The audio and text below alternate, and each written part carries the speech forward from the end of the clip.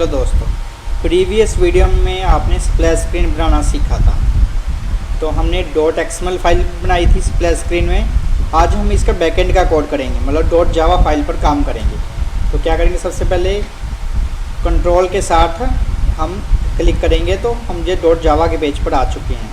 अगर आप आज यहाँ से भी जा सकते हो, ऐप्स में जाएंगे, जावा में com.example में जाएंगे और ये रहा स्प्लैश स्क्रीन पेज, यहाँ से भी जा सकते हो। और इस पेज से आप कंट्रोल के साथ जैसे ही कंट्रोल प्लस प्रेस करोगे तो ये ब्लू कलर में हो जाएगा, जहाँ से भी आप जावा के पेज में जा सकते हो।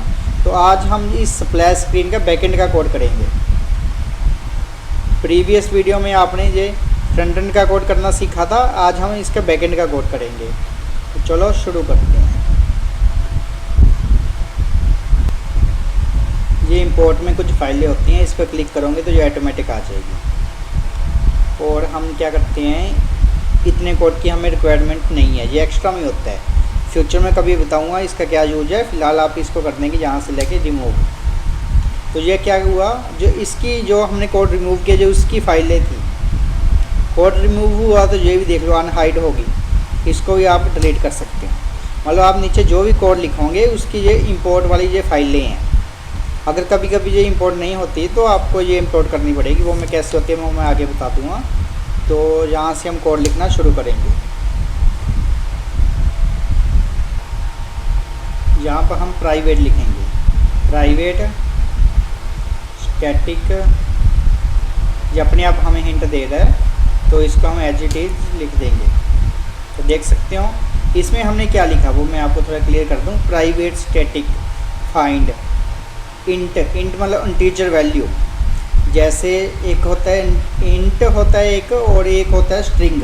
स्ट्रिंग में हम जैसे ए बी सी जैसे शब्द लिखेंगे, ए बी सी कुछ किसी का कुछ नाम है। इंट का मतलब होता है इंटीजर वैल्यू, जैसे 1 2 3 मतलब काउंटिंग, गिनती को हम इंट में लिखेंगे।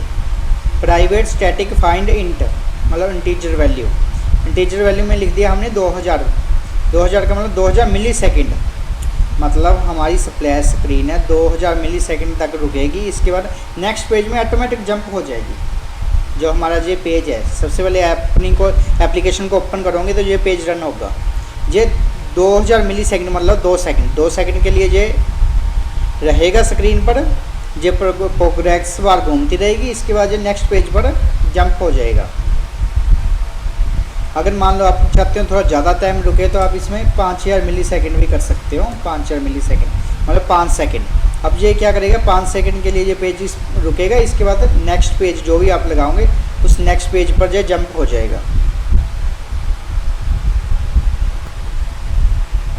ये सेट, इसका मतलब होता है r.layout.splash-screen एक्टिविटी।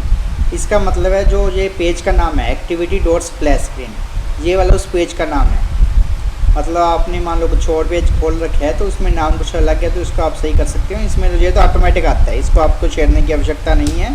फिर भी कुछ गलत हो जाए तो ये एक्सएमएल पेज को फाइंड करता है। अभी आपकी एक्सएमएल पेज इस पेज से दोनों आपस में कॉन्टैक्ट करने का काम करता है।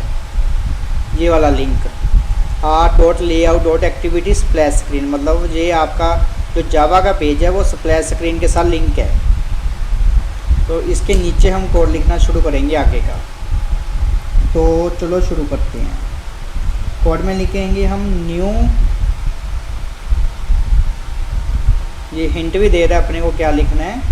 तो ये देखो ये ऑटोमेटिक लिख कर आ गया, न्यू हैंडलर.पोस्ट डिले। तो ये एरर आ रहा है, एरर को रिमूव करने के लिए इस पर क्लिक करोगे तो ये इंपोर्ट क्लास का ऑप्शन आ जाएगा। मतलब ये क्लास आपको बताया था ना, ये क्लास ही अपने आप इंपोर्ट हो जाएगी जो भी इसकी रिक्वायरमेंट फाइल है। तो देख सकते हो ये वाला हमारा एरर दूर हो चुका है।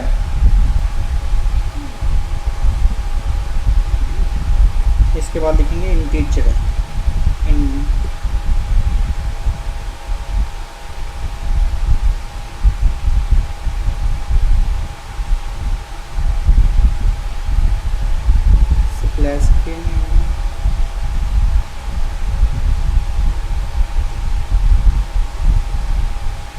ये इंपोर्ट मांग रहा है, इसकी फाइलों हम इंपोर्ट कर देंगे।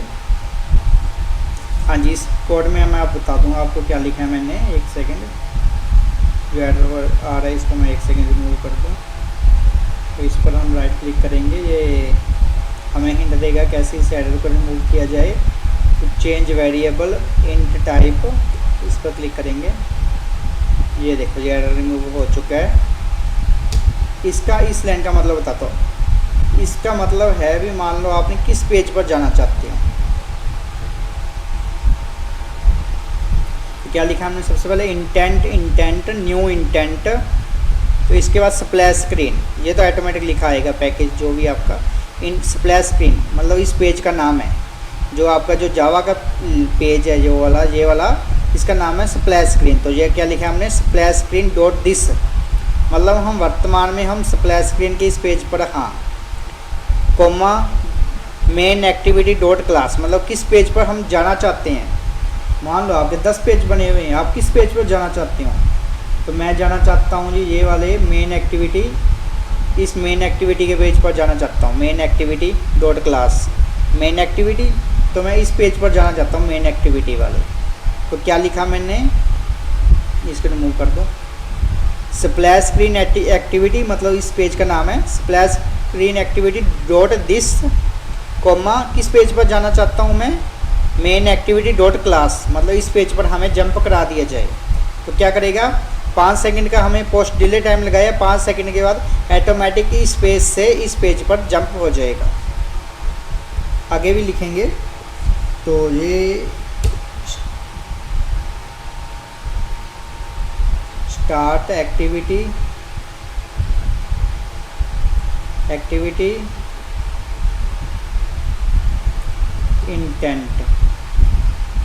इंटेंट क्लोज ब्रैकेट, देख सकते हैं।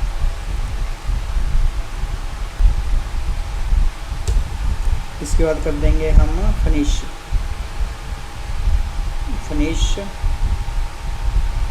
क्लोज। तो देख सकते हैं ये हमारा स्प्लैश स्क्रीन का कोड कंप्लीट हो चुका है। नीचे 2 एरर आ रहे हैं, इसको मैं सेट कर देता हूँ।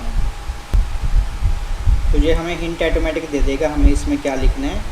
तो हमने लिखा स्प्लैश डिस्प्ले, और ये देखो ये कंप्लीट एरर रिमूव हो चुके हैं और अपना कंप्लीट कोड रेडी है। अभी इसको हम रन कर सकते हैं, कोई एरर नहीं है, आप देख सकते हो। और स्प्लैश स्क्रीन का हमारा पेज रन हो चुका है।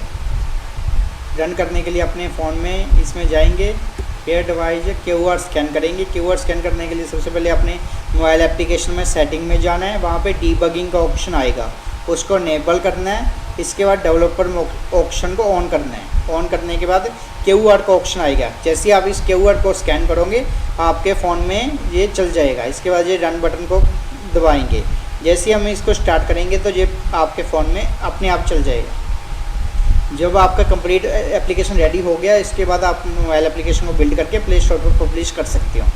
इस वीडियो में इतना ही, नेक्स्ट वीडियो बहुत जल्द आएगी। आपका दिन शुभ रहे। Thank you.